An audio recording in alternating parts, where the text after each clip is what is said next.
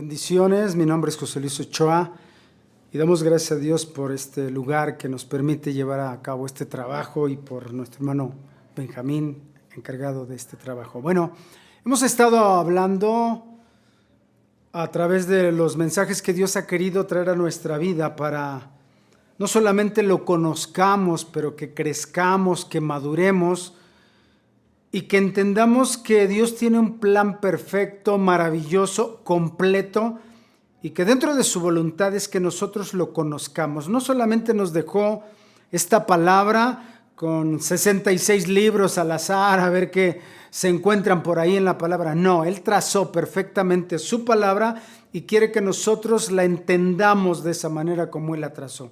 La trazó para salvarnos, pero no es lo mismo salvación que conversión.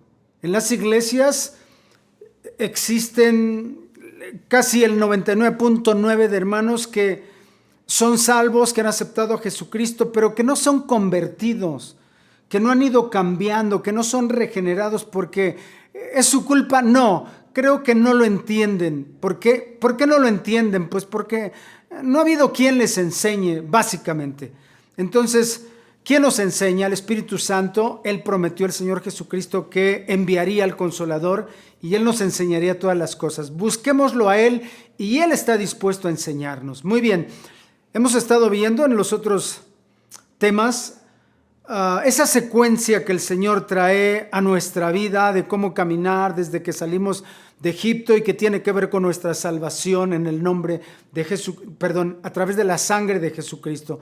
De ahí hacia adelante todo está delineado, definido y lo hemos estado viendo en los demás videos, lo pueden consultar. Bien, ¿dónde estamos parados hoy? Estamos parados en que David, una vez que es preparado por Dios a través de la persecución de Saúl durante más de 8 años, y una vez que Dios se da cuenta que David ya no necesita a Saúl, entonces sube a la batalla con los filisteos y ahí muere. Simplemente, ¿qué decimos? Dios le quita de encima o de estarlo persiguiendo a Saúl. Eso mismo pasa con nosotros. Siempre que necesitemos un Saúl, créanme, Dios va a enviarlo a perseguirnos, a perseguirnos. No sé cómo, pero habrá un Saúl para perseguirnos. Y hasta que ya no lo necesitemos, Dios lo va a hacer a un lado. Pero bien, una vez que esto sucedió, lo vimos en el video pasado, David comenzó a reinar en solo una tribu en Hebrón, en la tribu de Judá, y estaban pendientes las otras 11 hasta que Dios también se encargó de quitar de en medio a Abner, que era el general a su vez de Saúl, pero que él no murió en esa batalla, y que Abner se encargó de poner en el trono a uno de los hijos que simplemente quedó de Saúl, que fue Isboset. Dios también se encargó de Isboset y fueron quitados de en medio. Y entonces las tribus, los príncipes de las tribus vinieron y dijeron: vamos a hacer entonces a David rey sobre nosotros, porque ahora que nos damos cuenta, David siempre estuvo peleando las batallas por nosotros. Estaba como rey Saúl, pero el que salía a la guerra era David. Entonces llegamos a la conclusión, digo yo, ¿por qué esperar hasta entonces si ya lo habían visto que David? Pero bueno, ese es el plan de Dios y deciden hacerlo rey sobre toda la tierra prometida, sobre las 12 tribus. Y una vez que David empieza a reinar sobre toda la tierra prometida en las 12 tribus, lo primero que hace es irse en contra de los enemigos que no habían podido ser derrotados, y entre ellos estaban los jebuseos. ¿Dónde habitaban los jebuseos? En Jerusalén. Jerusalén era una fortaleza que los judíos simplemente no pudieron conquistar. Pero David dijo: ahora es tiempo, y entonces echa a andar su ejército y pone inclusive recompensa para los que logren entrar y destruir a los jebuseos. Los motiva, y por el otro lado los jebuseos sabían que eran tan fuertes que simplemente empiezan a burlarse desde dentro de Jerusalén, porque era una fortaleza, y a decir: David, no vas a poder con nosotros. Nosotros hemos estado aquí por toda la eternidad, estamos bien seguros, nadie ha podido penetrar nuestros muros. Así que los ciegos van a ser suficientes y los cojos para detenerte. Cosa que no pasó. David conquistó inmediatamente Jerusalén, destruyó, echó fuera a los jebuseos, acabó con ellos, y entonces, conquistada una vez toda la tierra, lo primero que hace David es, ok, ya tenemos conquistado todo el territorio, vayamos por el arca que representa el gobierno y traigámoslo a Jerusalén. Y ahí en Jerusalén es donde David se atreve a levantar lo que ahora conocemos como el tabernáculo de David. El arca le hacía falta al tabernáculo de Moisés. El tabernáculo de Moisés estaba en Gabaón y David tuvo la revelación de no llevarla, el arca, el gobierno, a Gabaón. Le hizo un tabernáculo en Jerusalén. ¿En qué consistía este tabernáculo? En todo lo que contienen los salmos, alabanzas. La palabra de Dios nos dice que el Señor Jesucristo en un momento dado le dijo a la samaritana: la hora viene y la hora es cuando los verdaderos adoradores adorarán al Padre en espíritu y en verdad. Y los apóstoles en su primer concilio, en su primera reunión que tuvieron la iglesia primitiva, para delinear por dónde iban a guiar a los gentiles que se estaban convirtiendo, hablaron y Jacobo dijo: creo que esto es de lo que habló el profeta Amós acerca de que en los postreros tiempos Dios habría de levantar el tabernáculo de David. Y el tabernáculo de David tiene que ver con algo más que simplemente muebles, que simplemente trabajo, formas. Tiene que ver con lo que significa cada mueble, lo que significa cada pieza del tabernáculo y lo que significa el tabernáculo completo, y que lo tenemos que entender. ¿Cómo aplica nuestra vida? Y bien, ¿cómo aplica nuestra vida? Bueno, tomar posesión de nuestro corazón, de nuestra tierra. Darnos cuenta que dentro de nosotros vive el hombre viejo del cual habla la palabra de Dios, del cual nos habla con amplitud el apóstol Pablo en la carta a los Romanos, capítulo 7, y en el versículo 19 dice el apóstol Pablo: porque no hago el bien que quiero, sino el mal que no quiero, eso hago. Y si hago lo que no quiero, ya no lo hago yo, sino el pecado que mora en mí. Ahora bien, ¿estamos hablando de qué? Empezamos a hablar en el video pasado acerca de lo que es nuestra mente consciente y nuestro inconsciente, y cómo nuestra mente consciente solamente maneja un 10% y nuestro inconsciente el 90%.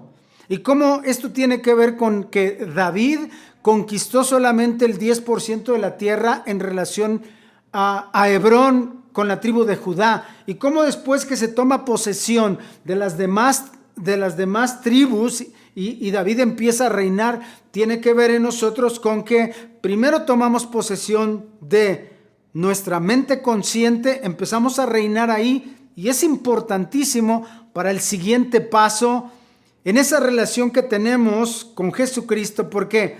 Porque hemos aprendido en los videos cuál es la razón del por qué Jesucristo no solamente vino a morir en la cruz del Calvario, eso hubiera sido suficiente.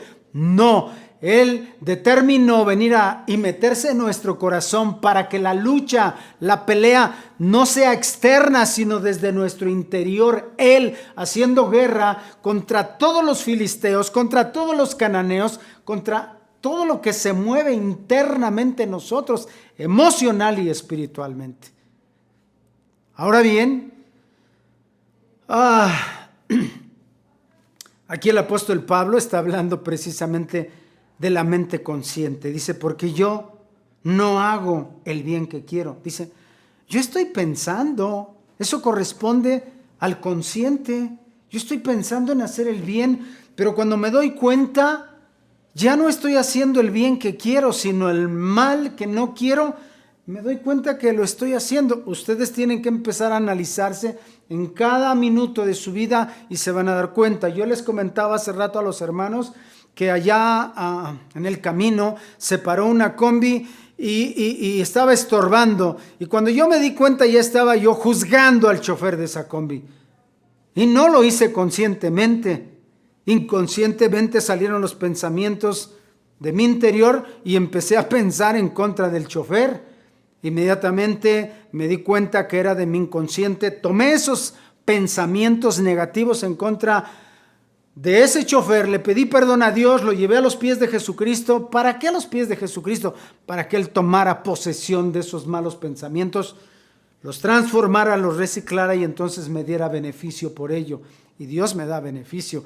Entonces, ¿en qué estamos parados, hermanos? En que Dios quiere que nosotros empecemos realmente a hacernos cargo de nuestra propia vida, cargo de nuestra mente, tanto consciente como inconsciente, cargo de todo lo que hacemos, bueno o malo, y asumamos la responsabilidad de todo lo que está pasando en nuestro derredor, en nuestro entorno, y nos demos cuenta que somos responsables y que si queremos nosotros llegar un día a estar con Jesucristo como su esposa, o todavía con grado mayor en cuanto a los hijos manifestados, no solamente el lino fino en donde actuamos justamente, sino en aquel paso que damos más arriba, más allá, siendo misericordiosos, permitiendo que alguien más sea bendecido más allá de la justicia.